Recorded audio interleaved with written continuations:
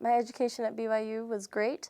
The journalism professors here were wonderful, and they taught me a lot of good things about the craft of writing, but mostly they just let me go out and write. They gave me lots of opportunities to write, and I think that's what makes you better, is just doing it. The journalism program here makes you get an internship, and I got my internship with the church magazines, and eventually that's where I ended up working, so in that sense it helped me a whole lot in my profession. For what I'm doing now, it didn't really help that much, but the things that I learned in my profession kind of led me to where I am now, and I can use the skills that I learned in school also here. I had a great grade school education.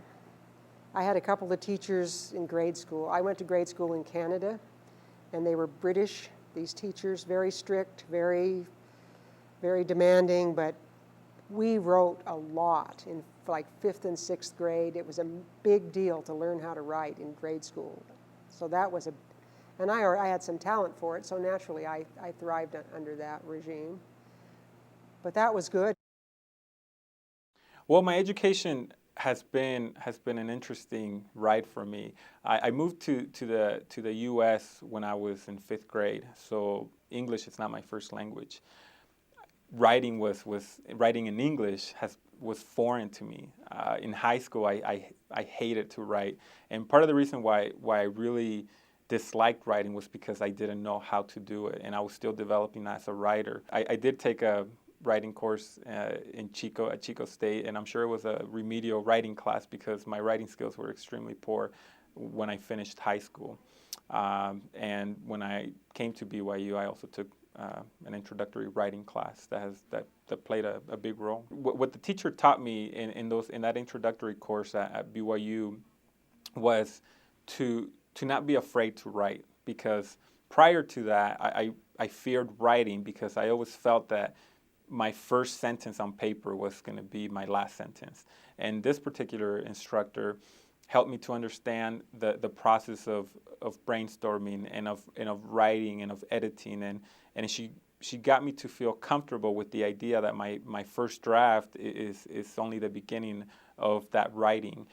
So that to me was a tremendous tool that I gained from her, because it helped me to feel comfortable with the writing process. My major in college was social studies, and I had a minor in ESL, teaching ESL. I did a lot of writing in my history courses, of course, and also in my teaching courses. I had the opportunity to write to a great extent.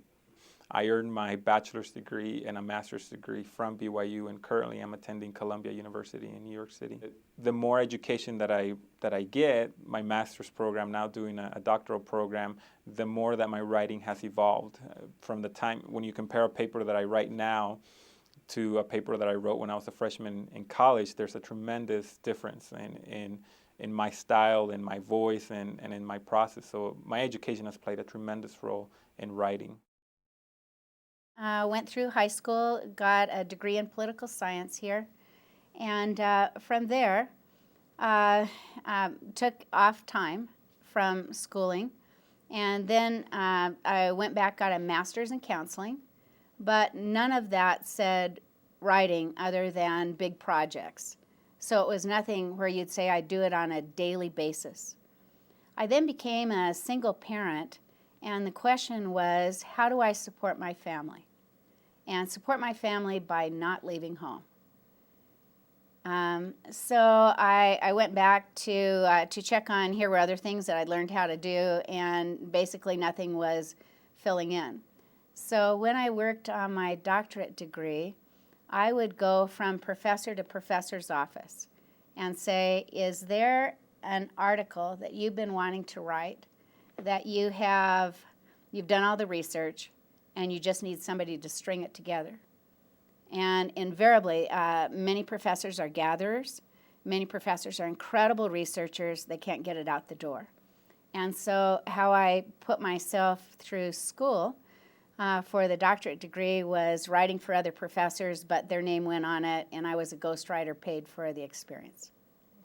So it wasn't until I became a professor myself that I went, oh, I'm going to put my name on this.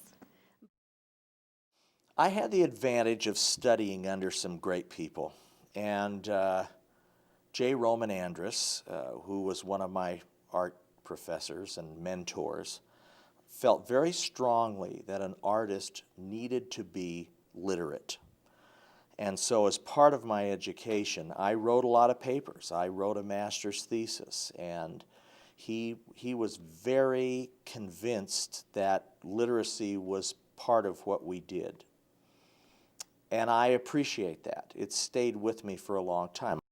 Yeah, I think if I've made progress as a writer over the years, it has happened because I simply have learned to cope with my own anxieties about writing and found mechanisms by which I can, if forced into it, get a coherent paragraph out. I can write a paper if I have to. But I will be honest to your audience and say, I don't like writing. It's a terrible thing to use on a DVD about writing, but I do it, but it's not my favorite thing. I think I came out of BYU a very good writer as an undergraduate. I came out of high school a good high school writer, and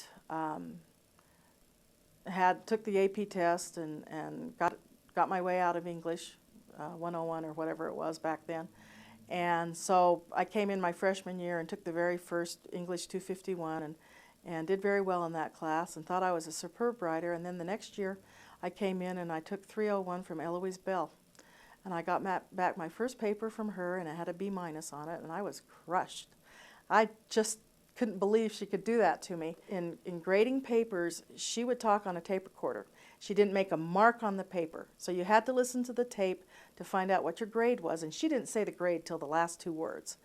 And so, and in that first tape, what she said was, you write well, but you've got a lot of good opinions, and you're supporting your opinions, but your organization needs a lot of work. And so what I learned that semester was how to organize.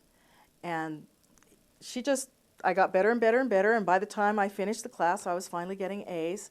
And I learned how to write from Eloise Bell. I took all of the English major classes.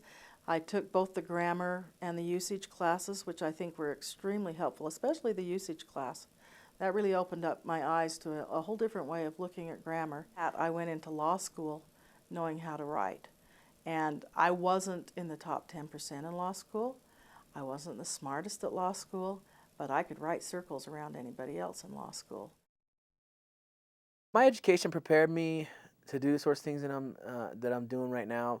And I think it did a great job of preparing me because, like for instance, my first English class that I took at BYU is just the English 101 or 110.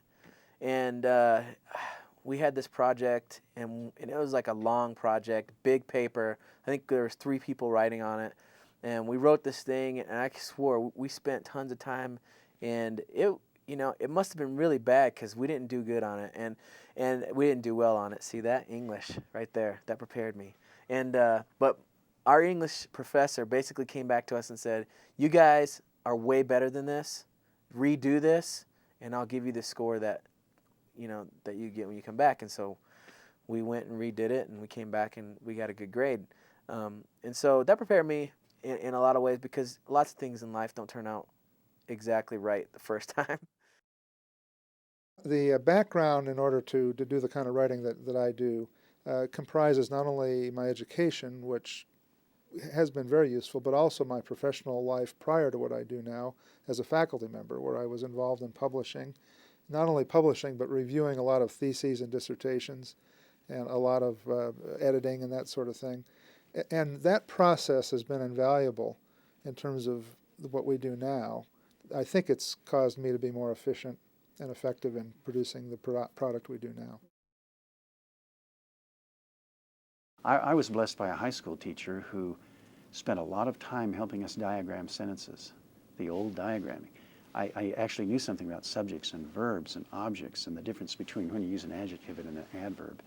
And it has served me well. It's amazing how that one high school class where we were relentless about diagramming has informed what I've done, at least technically and structurally. I think once I got my PhD, I knew how not to do some things, but I hadn't yet learned how to do the things that needed to be done. And that's where, again, this issue of practice, of redoing, of being willing to acknowledge that everything I put down on paper is revisable, redoable, changeable. And it's through that process that I begin to see how it ought to be done. So my doctoral degree prepared me to avoid pitfalls and going down paths in writing that wouldn't have been productive, but to do the right thing in the right way, in a coherent way, that's something I learned afterwards and I'm still learning. I do have to say that I enjoyed writing when I had something to say. I believe I rarely was worried about, oh, this isn't something that has to be done, it has to be this long, and I've got to fill up the page. It wasn't that at all. It was, what idea do I want to propose here? How can I do it? And I would do that first and then say, oh, by the way, how long is this supposed to be? And if I were short, then I'd say, well, what's meaningful that I could put in here? And if I were long, I'd say, ooh, what can I cut?